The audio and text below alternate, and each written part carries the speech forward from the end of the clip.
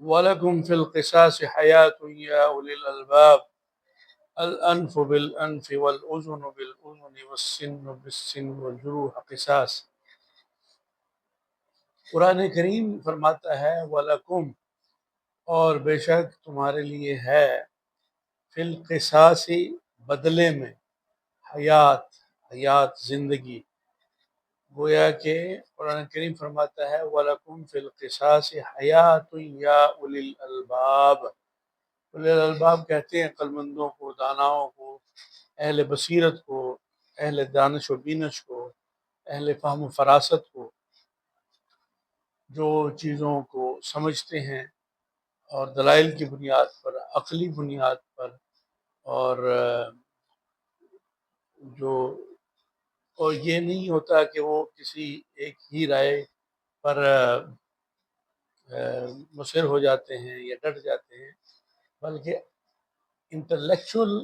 شخص کا مطلب ہی یہ ہوتا ہے کہ وہ چیزوں کو اس کی حقیقت، اس کی جو اصل ریئلٹی ہے، اس کی اصل ہے، اس میں وہ سمجھنے کی کوشش کرتا ہے۔ اس پر کوئی اوپر سے رنگ نہیں چڑھانے کی کوشش کرتا، یا کسی چڑھے ہوئے رنگ کو نہیں مانتا یا سمجھتا، بلکہ وہ چیزوں کی گہرائی میں جاتا ہے جو اس کی اصل ہے۔ تو اللہ تعالیٰ نے یہ جو فرمایا ہے کہ تمہارے لیے بدلے میں زندگی، بدلہ لینے میں، گویا کہ بدلے سے مراد یہ ہے کہ کوئی شخص ہے جو، جیسے آگے الفاظ میں آتا ہے الانف، ناک کے بدلے ناک، والاذن بالاذن، کان کے بدلے کان، والسن بالسن، اور زبان کے بدلے زبان، والجروح قصاص، اور اسی طرح کوئی اور دوسرا عضو جیسے پاؤں ہے، ٹانگ ہے، ہاتھ ہے، یا جتنا بھی کوئی کسی کے ساتھ کوئی ظلم اور زیادتی کرتا ہے، اتنا ہی اس کے بدلے میں اس کے ساتھ عین اسی طرح اتنی ہی زیادتی یا اس کے بدلہ لیا جائے۔ اس میں اللہ رب العالمین نے فرمایا کہ اس میں تمہارے لیے زندگی ہے، اس میں زندگی ہے۔ اگر زندہ رہنا چاہتے ہو، زندہ معاشرے کی حیثیت سے، تو جب گویا کہ یہ کوئی ہر شخص خود سے تو نہیں کر سکتا، اس کے لیے قانون نافذ کرنے والے اداروں کے پاس جانا پڑے گا۔ کسی جو قاضی ہے، جو ہمارا جتنا بھی، وہ ہر ملک کا اپنا اپنا ایک نظام ہے، نظام انصاف ہے، تو اس میں اس کو جو ادارہ ہے انصاف فراہم کرنے والا، اس کے پاس جا کر اپنی وہ تکلیف اور ظلم اور زیادتی جو اس کے ساتھ ہوئی ہے وہ اس کو بتائی جائے گی، اور پھر آگے وہ ادارہ اس کے ساتھ وہی کرے گا جو جس نے کیا ہے۔ اتنا یہ پر حکمت اور بالکل زبردست یہ فارمولہ ہے، اور عقل عام کے تقاضوں کے عین مطابق ہے، کہ کیونکہ یہ دینے والا کون ہے؟ اللہ رب العالمین، جو خالق کائنات ہے، مالک کائنات ہے، جس کی یہ ساری دنیا ہے، جس کا یہ سارا نظام ہے، جس نے یہ سارا دنیا میں انسان اور مرد عورت جتنا چرند پرند پورا یہ نظام تخلیق فرمایا ہے، اس کی جو حکمتیں ہیں، جو راز ہیں، جو اسرار ہیں، وہی جانتا ہے۔ اس کے پس پردہ کیا عوامل ہے، اور اس کے اندر جو خیر اور شر کی جو رکھی ہے صلاحیت اور شعور رکھا ہے، تو اسی خیر و شر کے شعور کی روشنی میں اگر اس شعور کو پس پش ڈال کر کے انسان کسی کے ساتھ زیادتی کرتا ہے، دوسرے کی حدود میں داخل ہوتا ہے، کسی کا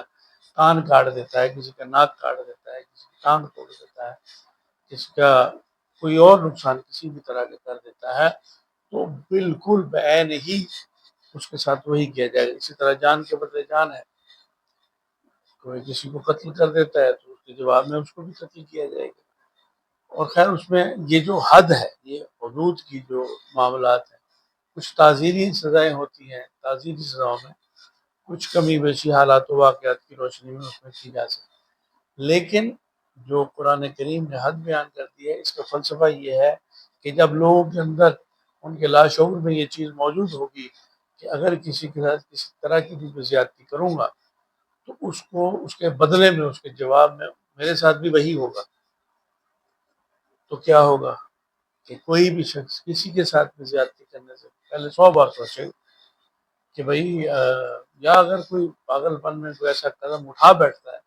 تو پھر اس کے ساتھ کیا جائے گا تاکہ وہ دوسروں کے لیے عبرت کا نشان بنے۔ عبرت کا نشان بننے سے یہ ہوگا کہ باقی لوگ جو ہیں اس کو اس نشان عبرت کو دیکھیں گے اور اپنے جذبات پر کنٹرول کریں گے، اپنے غصے پر، اپنی درندگی پر، اپنے جو غصہ اور جو یہ جو ہوتا ہے غصے میں ہی ہوتا ہے۔ اسی لیے تو ہم یہ عرض کرنا چاہتے ہیں کہ ہمارے جو علماء ہیں، ہمارے جو صاحبان جو علم ہے، جو تربیت کرنے والے لوگ ہیں، جو علم دینے والے لوگ ہیں، جو چاہے ان کے پاس ہے یا نہیں ہے لیکن وہ اس منصب پر مسند پر براجمان ہے اور وہ ایسا ظاہر کرتے ہیں، اور لوگ بھی ان کے ساتھ اس طرح کا رویہ رکھتے ہیں، ان سے سمجھتے ہیں، جس میں خام وائزین بھی ہیں، جس میں علماء سو بھی ہیں، جس میں علماء حق بھی ہیں، ہر طرح کے لوگ، تو اس میں پھر کیا ہوگا کہ وہ اگر جذبات کا درس دیں گے، جذباتی تقریری کریں گے، جوشیلی تقریریں کریں گے، اس کے نتیجے میں کیا ہوگا کہ جو پہلے ہی جوشیلا ہے، جذباتی ہے، وسیلہ ہے، وہ اس کی جذباتی تقریر سن کے اور بھڑکے گا، تو کیا کرے گا آگے جا کے۔ اس کے بہت ساری ایسی مثالیں ہمارے معاشرے میں موجود ہیں جن کو انسٹیگیٹ کیا گیا ہے لوگوں کی طرف سے، کچھ ایسی جذباتی تقریریں سنی ہیں لوگوں نے، ان کے جذبات بھڑکے ہیں، ان کی کسی طرف جذباتی عقیدت تھی، محبت تھی، احترام تھا، جو بھی تھا، اس میں آ کر انہوں نے کوئی ایسا قدم اٹھا دیا، اس کے نتیجے میں کسی کی جان چلی گئی، کسی کو کچھ چلا گیا، کسی کو کچھ ہو گیا۔ اس کے نتیجے میں کیا ہوا، کیا اس کے پیچھے موٹیو کیا تھا، اس کی جو اس کو محرک کیا تھا، وہ تھا جذبہ، وسیلہ پن، جذباتی تقریر، جذباتی بیان، جذباتی جوشیلا خطاب، یہ جوشیلی تربیت۔ اگرچہ تربیت جو ہے وہ تو بہت ایک مرحلہ ہوتا ہے جس میں خود تربیت بھی وہی شخص کر سکتا ہے جو خود صاحب تربیت ہو، جس کی خود تربیت ہوئی ہو، جو خود صاحب علم۔ خالی علم ہونا ہی کافی نہیں ہوتا ہے، اس کے ساتھ ایک تربیت کا ماحول ہوتا ہے، اس کے ساتھ برداشت کا ایک ماحول ہوتا ہے، اور اگر برداشت اور تحمل نہیں ہوگا تو معاشرے میں امن اور سکون کیسے قائم ہو سکتا ہے؟ بس اللہ تعالیٰ ہدایت